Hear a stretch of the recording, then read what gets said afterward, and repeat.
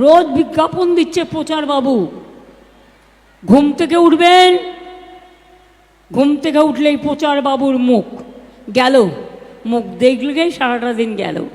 এই যাদের দুর্দশা আজকে বিজেপির কথায়, যারা মানুষের চাকরি খেয়ে নিচ্ছে, ডাকাতদের বেল দিয়ে দিচ্ছে, মাফিয়াদের বেল দিয়ে দিচ্ছে, আর সবচেয়ে বড় গদ্দার যে গদ্দারি করেছে তার বিরুদ্ধে মার্ডার কেস থাকা সত্ত্বেও তাকে বলছে তাকে অ্যারেস্ট করা যাবে না। এটা কি আইন?